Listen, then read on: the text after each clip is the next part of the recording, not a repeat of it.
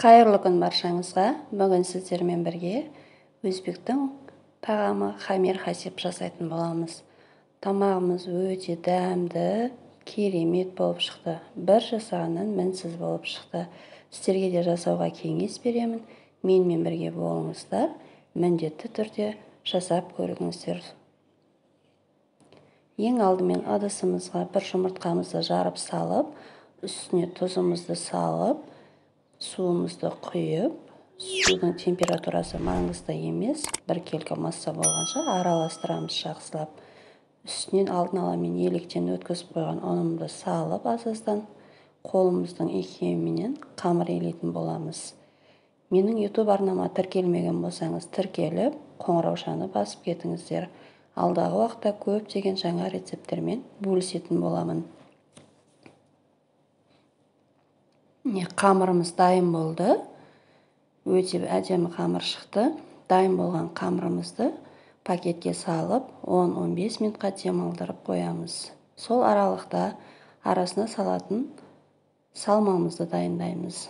Фаршымызды алдым мен. Үйдің тартылған ет болған. Мұздатқыштан шығарып қойдым. Және үстіне үлкен бір пияз турадым. Пиязымызды майдалау етіп турап шықтым.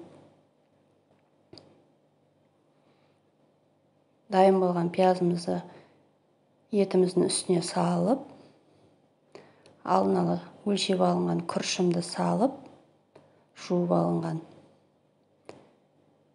Дәміне қарай тұз, бұрыш салдым. Бір келкі болғанша араластырдым.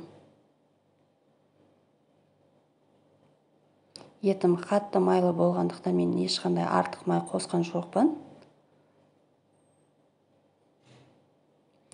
Үстіне теркадан өткізіп, аздаған сәбіз өткізіп салдым. Осымен фаршымыз дайын, яғни арасына салатын салмамыз дайын. Бір шетке алып қоямыз. Алдын ала илеп қойған қамырымызды пакеттен шығарып, ұн себе отырып, бір келкі етіп қамыр жаятын боламыз. Өздеріңізге ыңғайлы етіп екіге бөліп жайсаңыздар да болады. Менде бір үлкен суала болған. Бүтін күйінше бір қамыр етіп жайып шықтым. Қамырларыңызды мантының қамырлы сияқты қалыңдығын солай жайсаңыздар болады. Қатты қалың болып кетпесін, қатты жұқа болып кетпесін.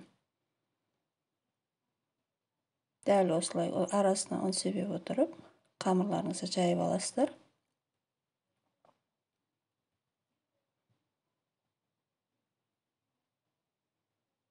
Қамырларымыз дайын болып жатыр. Мен дәл мантының қамыры сияқты ғып кесіп алдым. Өздеріңіз көріп тұрғандай,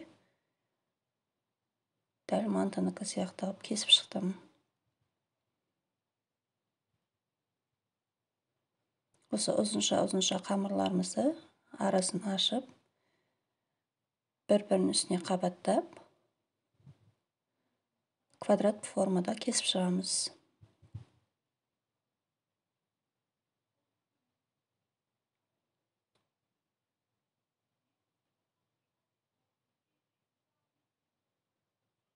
Артық жерлерін кесіп алдым. Дәл осылай етіп, барлығын кесіп алып шығасыздар. Бұл тағамның жасалуы өте оңай екен. Көрінісі ерекше болғанмен, сіздерге де жасауға кеңес беремін. Міне осылай бір бұрышынан бастап, салмамызды салып, конверттік сияқты бір бұрышын қайтарып, қайырып қоясыздар. Дәл осылай жасалуы өте жолдары өте оңай екен.